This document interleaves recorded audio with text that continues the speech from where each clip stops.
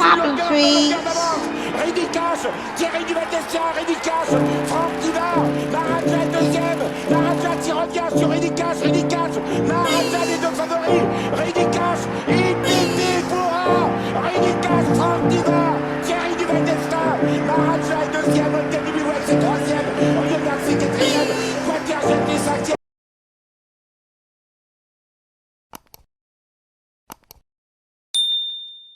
Et bonjour à tous les amis, les galopeurs nous attendent sur l'hippodrome de Saint-Cloud pour le quintet de samedi.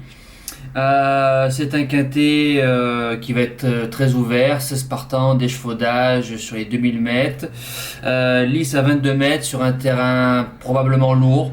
Voilà, donc à mon avis, je pense que dans ce quintet-là, ça va être beaucoup chacun les siens. On démarre de suite les bases de jeu. Alors mon gagnant, j'ai mis un cheval qui va être à 15 ou 20 euros. C'est le 5 Cressida, corde 1, Greg Benoît qui la prend pour la première fois. Une jument qui va dans ce terrain-là, qui va sur l'hippodrome, qui est proche d'une victoire dans les quintets. Sa course de Longchamp du 10 septembre est excellente avec Théo Bachelot. A échoué sur la PSF parce que je pense que c'est pas sa surface. Elle revient en terrain lourd. Elle a 100% de réussite à Saint-Cloud, corde 1, Greg Benoît qui est dessus. Je tente la gagne. Deuxième base, le 14 King Cobra que j'avais gardé dans le quintet de Fontainebleau, bon deuxième, derrière la Rose de Lierre, battant Champ de Mars qui a répété sur Marseille avec la corde 16, donc la ligne est très très bonne. Maxime Guillon qui est dessus, a déjà réussi en terrain souple, en terrain collant, alors je me dis qu'en terrain lourd je pense que ça peut passer, ça doit finir dans les 5. Le Challenger, une vraie nageuse, le 8 Moonlight Symphony, corde 11, Vincent Cheminot, Delzangle qui est à l'entraînement. Moonlight Symphony, c'était un peu une jument qui courait une fois sur 3. Là, ça fait 3 courses, 3e, 7e, 6e. Elle revient sur 2000 mètres. Elle adore le lourd. Elle a déjà bien couru sur l'hippodrome de Saint-Cloud 2000 mètres, corde 11.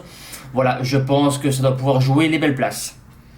Premier outsider, le 4, Electron Libre. Rappelez-vous, c'était mon outsider l'année dernière dans son quintet gagnant avec Thierry Tullier à 20 euros, battant Chasselet. Donc on voit ce que fait Chasselet cette année. Cette fois-ci, c'est Michael Michel qui est dessus, une bonne joquette.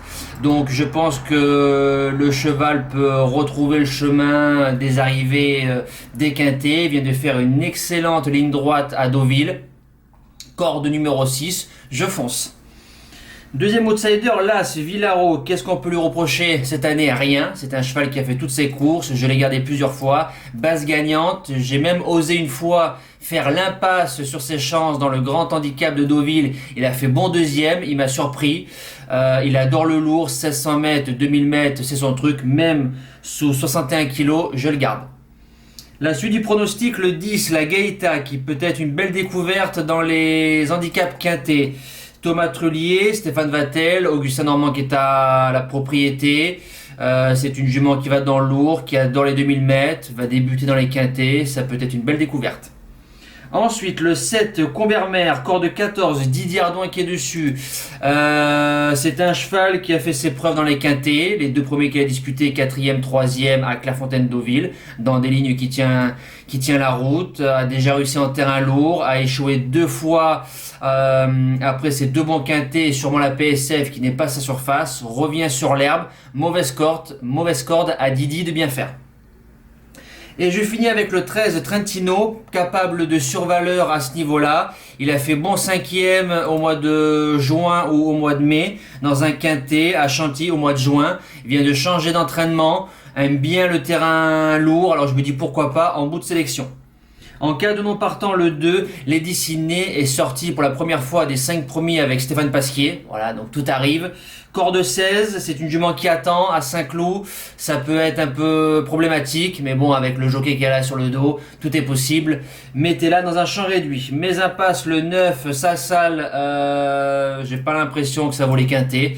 Voilà, terrain, et puis opposition, je pense que ça va être dur. Et le numéro 16, Astrologia, corde 15. J'aurais aimé peut-être un autre jockey dessus, mais je peux me tromper. Je l'écarte pour ce quintet demain. Voilà, nous passons au cheval du jour.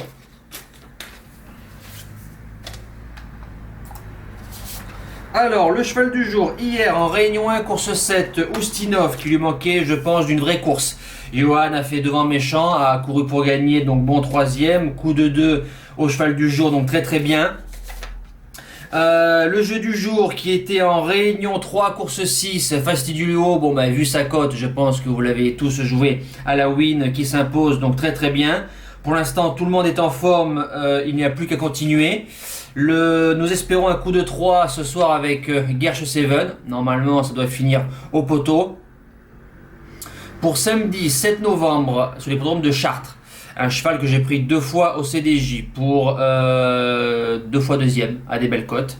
En réunion 3, course 5, une course il n'y a que 6 partants, donc c'est dommage. Le 5, Giné des Épines, on a mis Eric Raffin dessus, déféré des antérieurs. Quand je regarde le lot, il faut battre Giboulet de Mars. Voilà, ça va être une course de driver. Je me dis qu'avec Rico, je pense que ça peut disputer la victoire. Le jeu du jour, il y en a un dans la suivante, en réunion 3, course 6, toujours sur l'hippodrome de Chartres. Je pense que c'est course visée. Je pense que la jument doit finir dans les 2-3 premiers. J'espère la victoire. Un parcours de tenue, le numéro 12, Gélinote d'RP. Elle est déférée des postérieurs pour la première fois. Je la suis depuis ses débuts. La forme de Rieux, la jument vient de se préparer 2 fois au croisé plus à la Capelle. Quand je vois l'opposition de Chartres, je me dis que ça peut aller. Elle doit pouvoir disputer les premières places. Voilà, nous les amis, c'est terminé. Je vous souhaite un excellent week-end. Merci pour votre fidélité et j'espère continuer sur cette forme-là. Merci à tous, ciao! Tell me pretty lies, look me in the face. Tell me that you love me, even if it's fake.